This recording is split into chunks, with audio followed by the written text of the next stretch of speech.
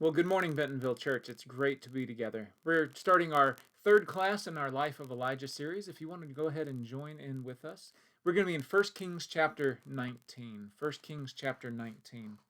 And I want to start with the question, what does the term mountaintop experience mean to you? A mountaintop experience. And then when do they tend to happen? For many of us, when we think about a spiritual mountaintop experience, we think about something like a retreat, where we get away into nature, maybe with a small group or with a large youth group, or just some of our friends, or by ourselves, and spend time with God. Maybe for you, a mountaintop experience is a great sermon.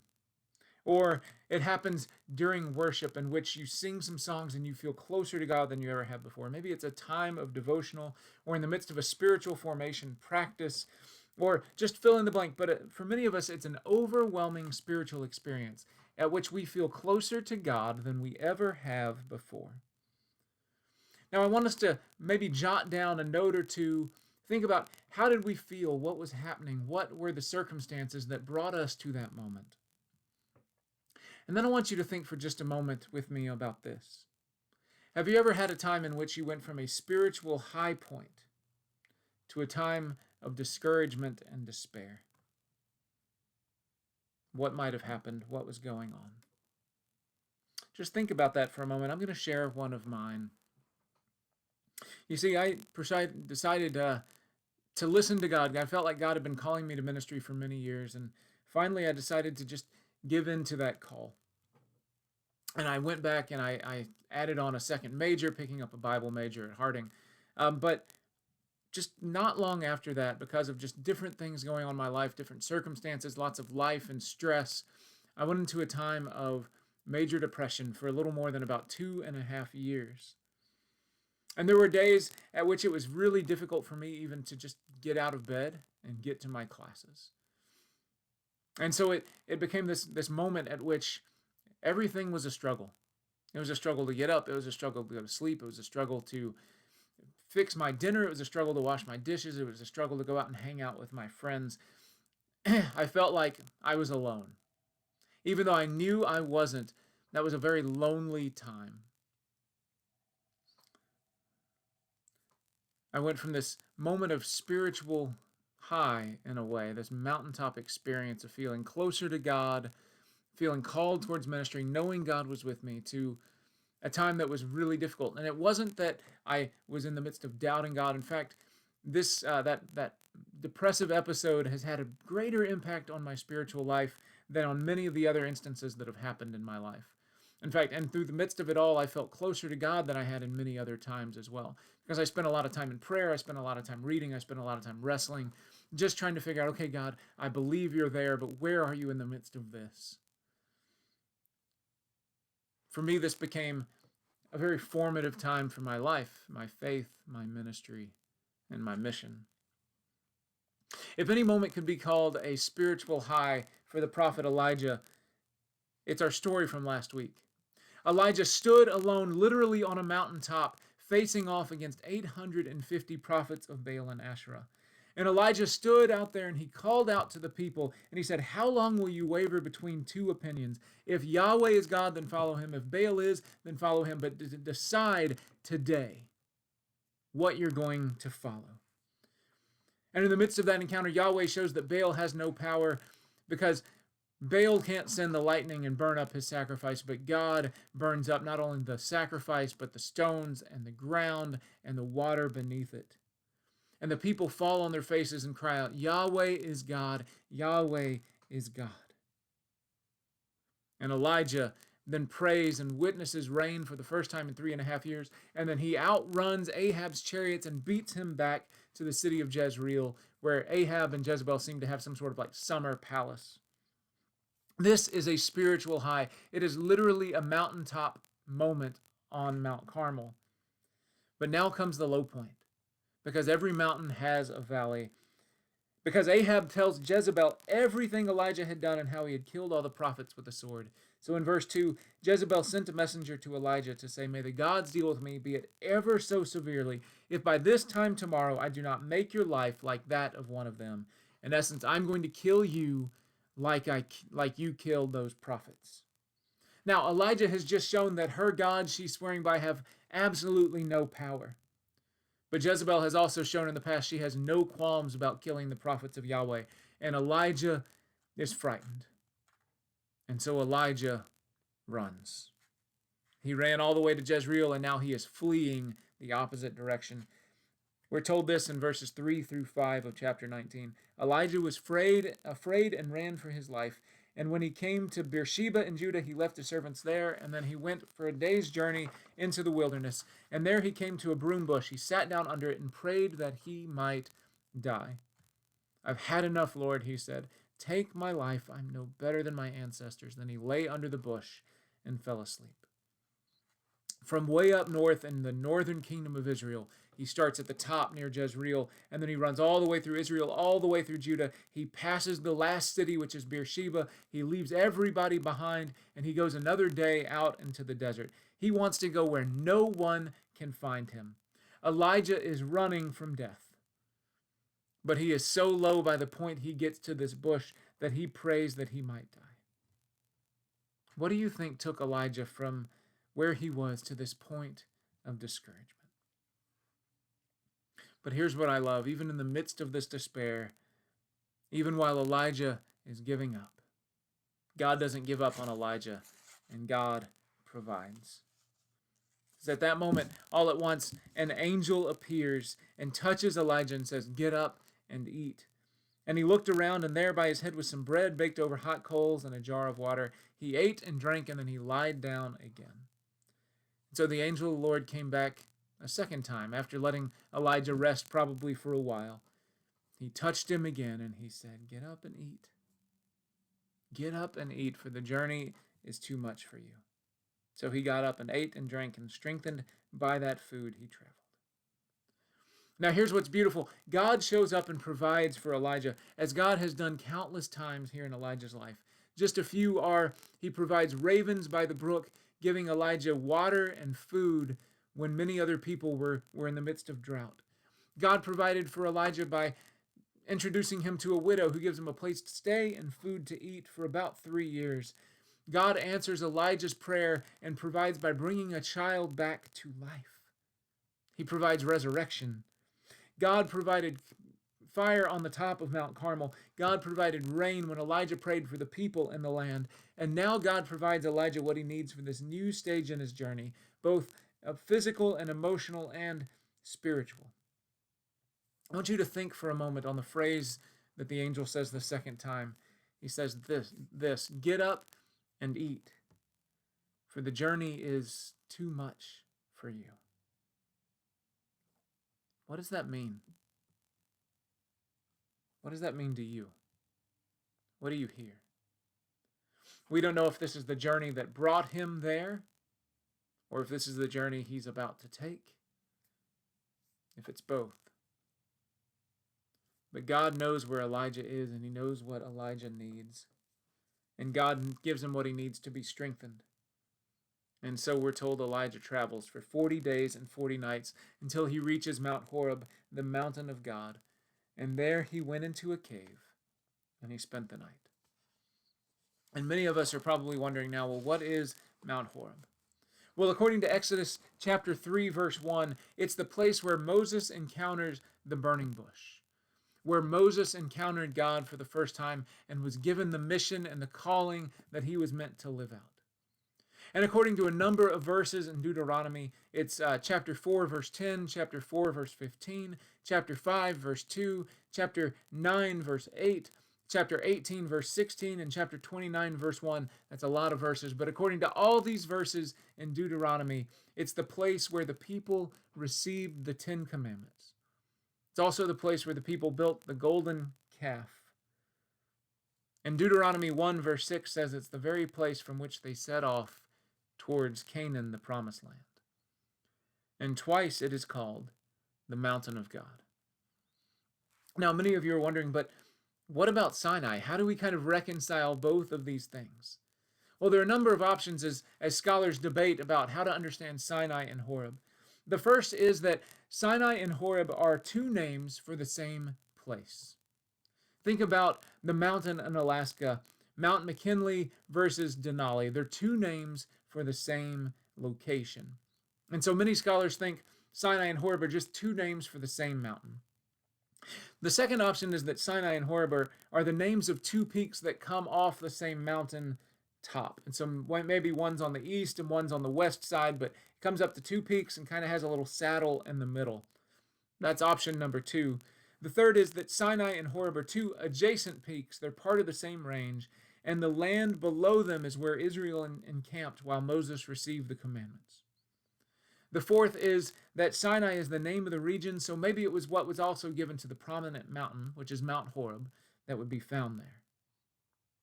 A fifth option is that there's this thing called the documentary hypothesis that talks about how parts of the Old Testament came into being, how they were kind of combined.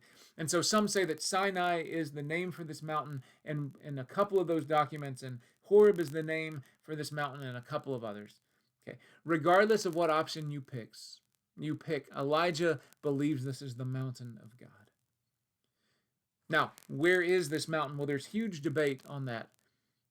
The one that most people would point to is a mountain called Mount Catherine. There's an Orthodox an Orthodox monastery there. And from the longest time, since about 250 AD or so, people have believed that was Mount Sinai, Mount Horeb.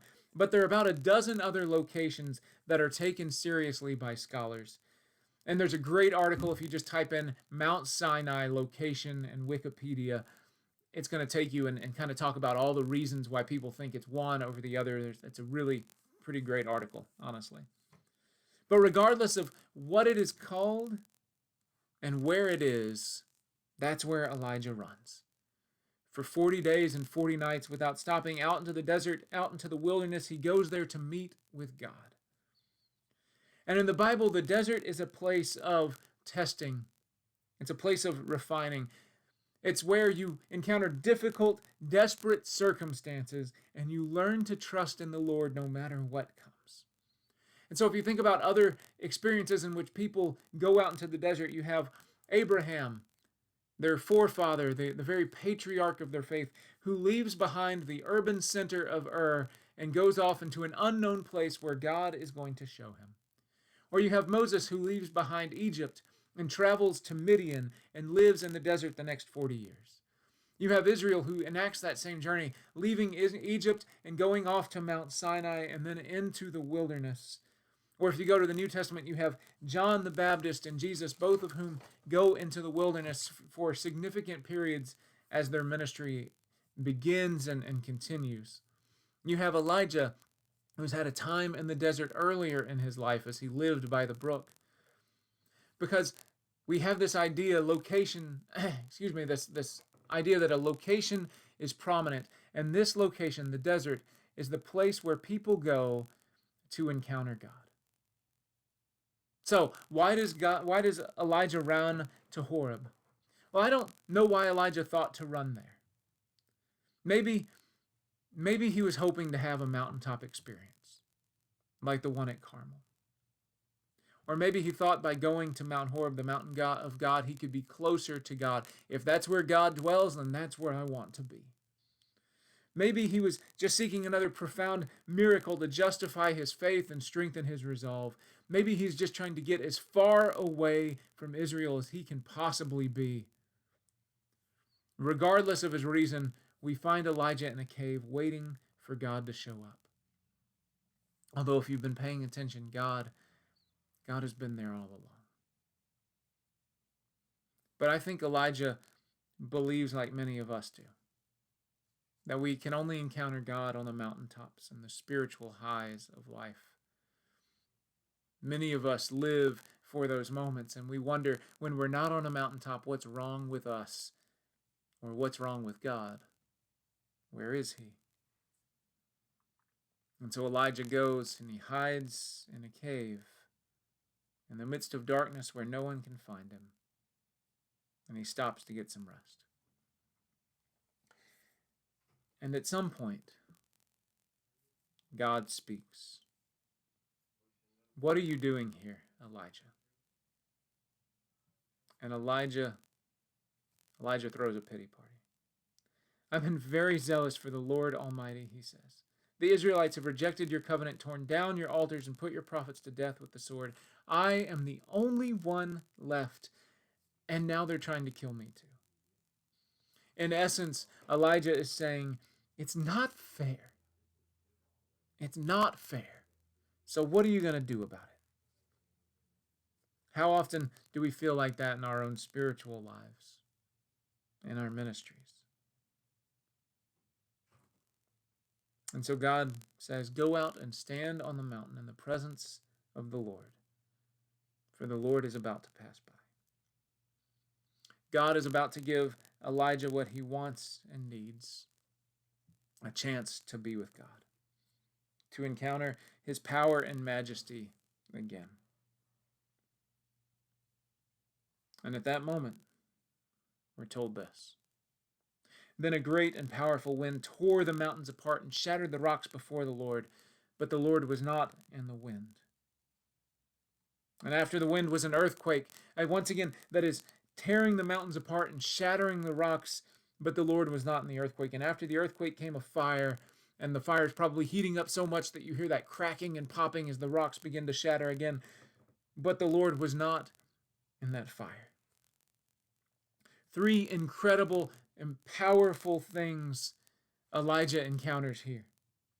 The first is a wind. The Hebrew word here is the word ruach. It's the word for wind or breath or spirit.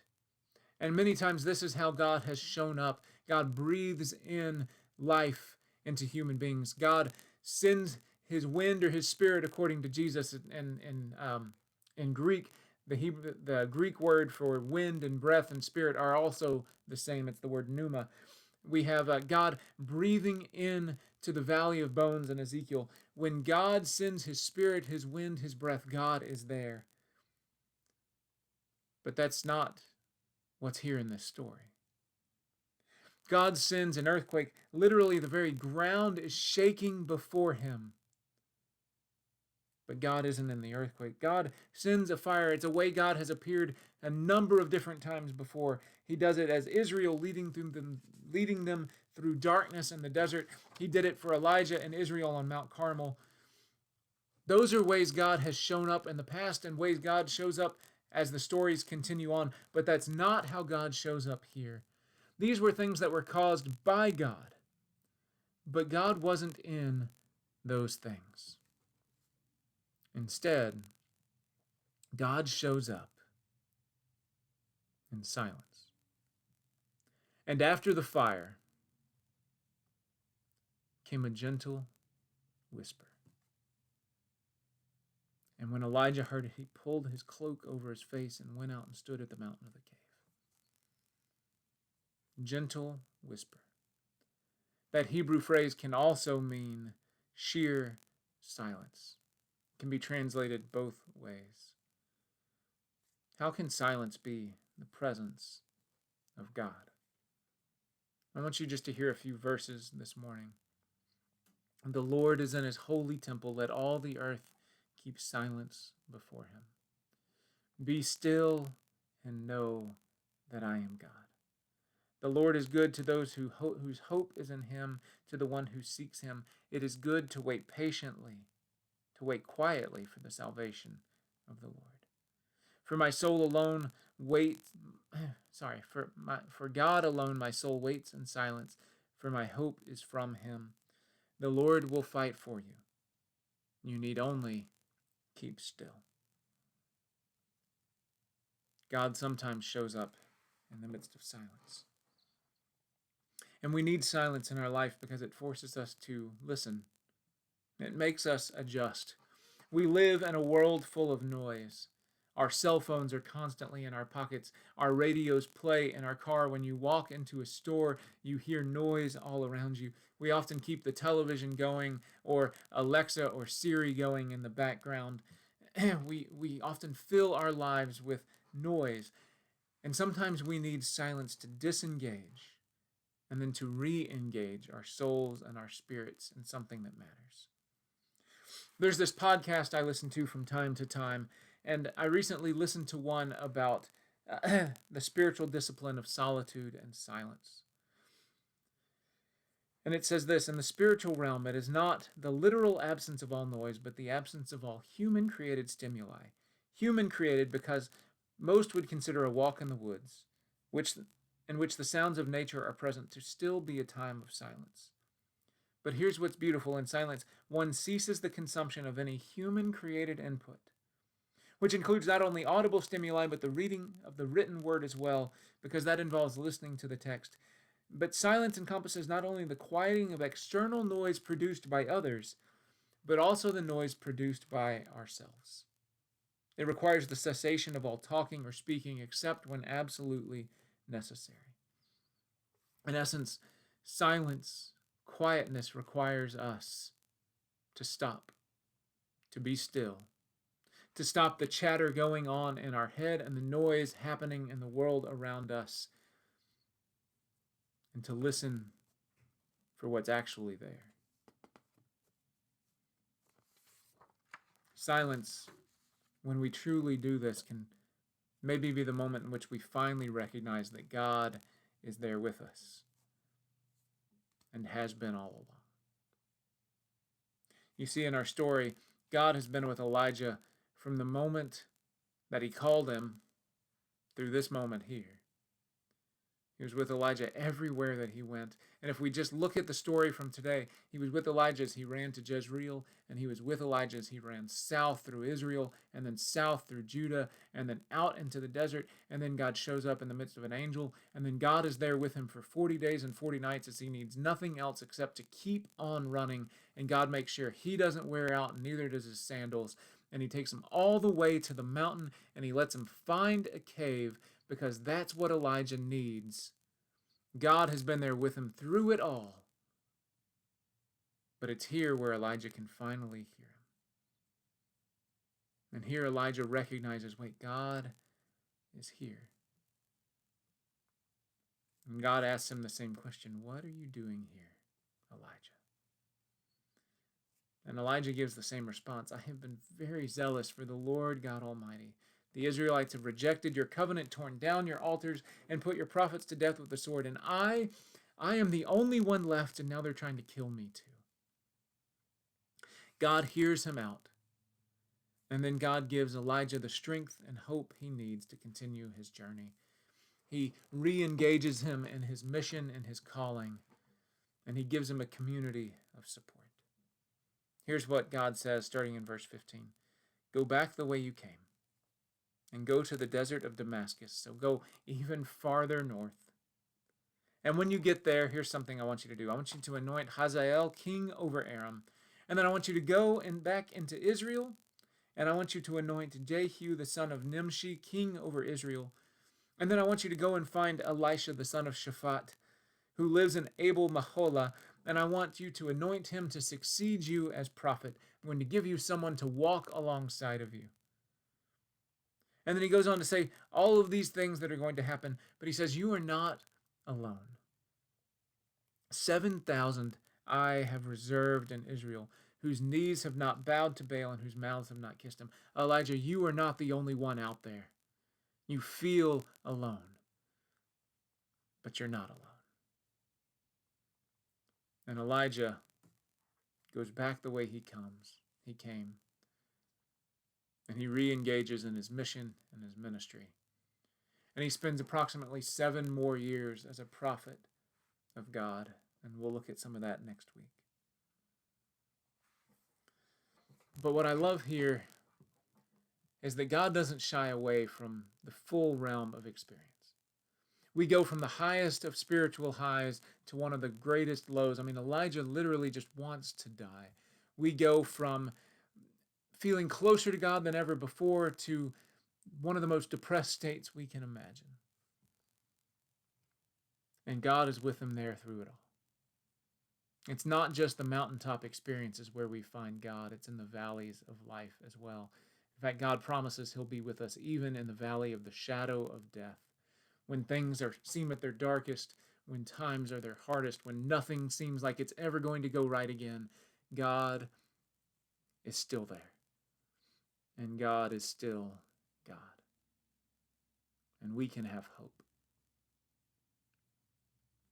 God doesn't shy away from taking Elijah's pain. He hears him out. And God gives Elijah exactly what he needs.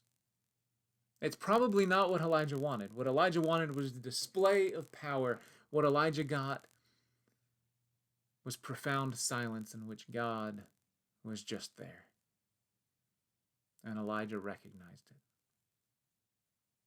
And in the midst of that silence, as he quieted the noise from the outside, but mostly the noise from his own soul, Elijah realizes the presence and power of God.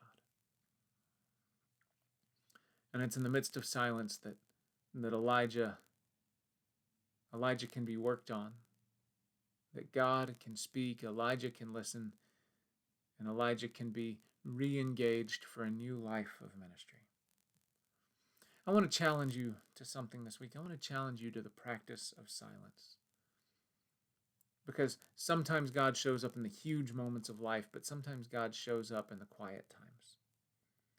I want you to find just a quiet place and maybe set aside time to practice for silence 3 times this week. And we're going to walk through how to do it.